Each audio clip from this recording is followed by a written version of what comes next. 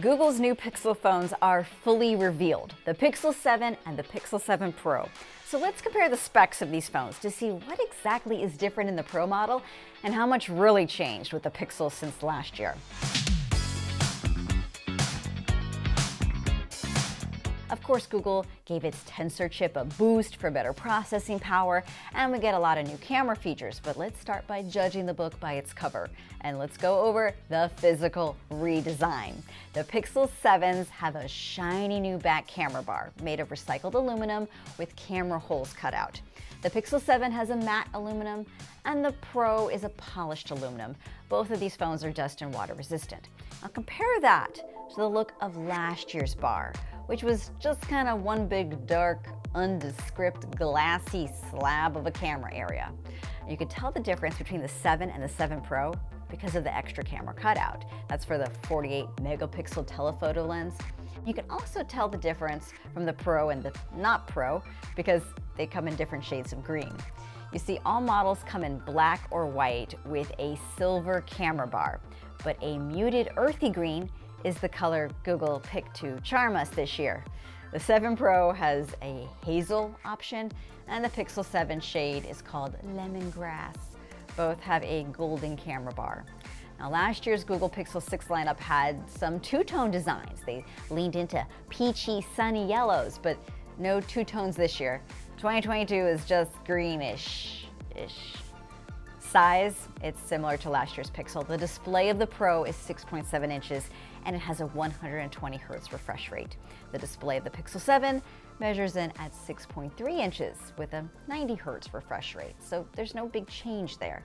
But since everyone buys phones just to take photos, let's dive into the cameras. On paper, the specs of the 7's back camera are not much different from the 6.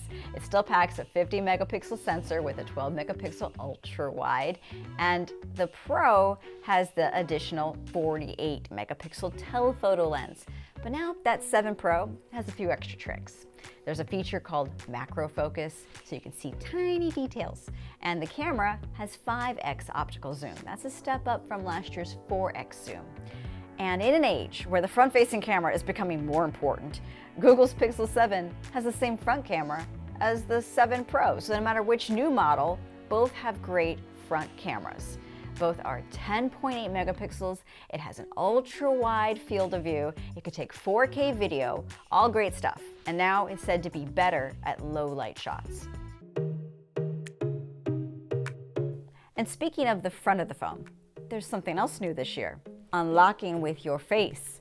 Now, fingerprints are still an option. There's this under-display fingerprint sensor. That was in the Pixel 6, it's also in the Pixel 7, but now there's the option for both finger and face. Wonder how Apple likes them apples. Yeah. With the new Pixel 7, of course, you're getting a more powerful processor to be the brains behind all the photos. Google upgraded its Tensor processor. The latest version is marked G2. Now, last year's Pixel was the first time Google used its own in-house chip. The Tensor G2 gives the phone a boost of abilities. You're going to hear about things like being able to do 2 times faster night sight processing and better super res zoom, and it also brings new features like cinematic blur. Now, if you need more memory and storage, you're going to be paying more for the Pro. The Pixel 7 has 8 gigs of RAM, with the 7 Pro at 12 gigs of RAM.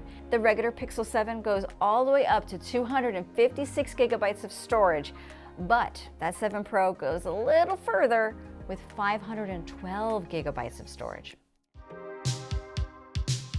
Now, what's all this doing for battery life, right?